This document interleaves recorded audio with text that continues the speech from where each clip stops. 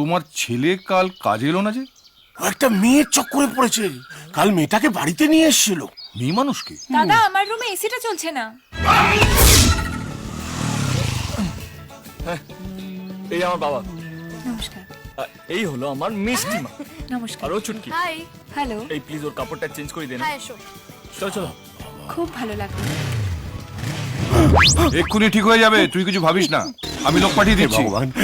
বলো নারায়ণ, মেয়ের ব্যাপার কি যেন বলছো? মানে আপনি ওকে এমন চটথাপ্পড় মারবেন যাতে ও আর মেয়ে ছেলে চক্করে না। Good morning. Good morning. Morning, কিরে? এসে গেছে। আপনি দয়া করে বলবেন না আমি আপনার কাছে এসেছি। Morning. আরে তুমি ওকে এত ভয় পাচ্ছ কেন? আপনি জানেন না ভাইজি, বাড়িতে সব ওর দলের লোক। জানতে পারলে আমার খাওয়া দাওয়া বন্ধ হয়ে যাবে।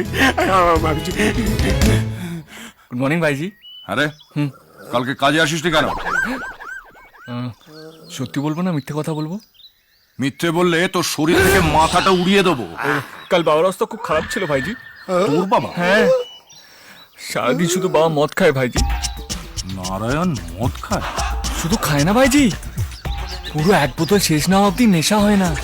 এই খেয়ে খেয়ে পুরো দুটো কিডনি শেষ হয়ে গেল। তাতে কি হয়েছে? তোর দুটো থেকে একটা দিয়ে দিবি। আর কারো কিছু দেওয়াতে কিছু কাজ হবে না ভাইজি। ওনার ভগবানের কাছে যাওয়ার সময় হয়ে গেছে। কি বলছিস তুই? হ্যাঁ ভাইজি, সত্যি বলছি। ডাক্তারও সময় দিয়ে দিয়েছে। খুব জ্বর হলে মাত্র 6 মাস। এই, আমি আর 6 মাসের বেশি বাঁচবো না। আর উনি সত্যিটা জানতে পারলে তুই এক্ষুনি মারা পড়ে যাবে।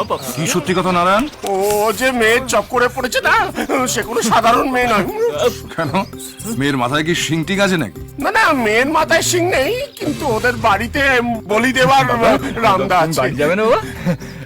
ওদের কাছে রামদা আছে তো আমাদের কাছেও বন্দুক আছে। তুমি কিছু ভেবো না, যাও। আপনি বুঝতে পারছেন না ভাইজি।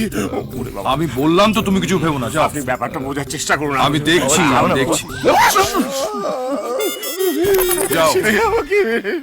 আচ্ছা গেড়ে পাকা ছেলে তো তুই, বাবাকে কেমন ঘোল খাওয়ালি? হ্যাঁ, তা মেয়েটাকে দেখতে বুঝি খুব সুন্দর? হুম, মেয়েটা কি তোকে ভালোবাসে?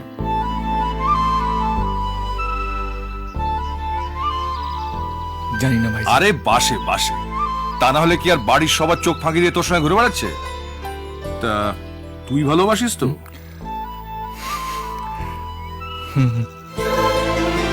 এই যে খোকা তো ভালোবাসায় পাগল হয়ে গেছে, কাজের দিকেও খেয়াল রাখিস।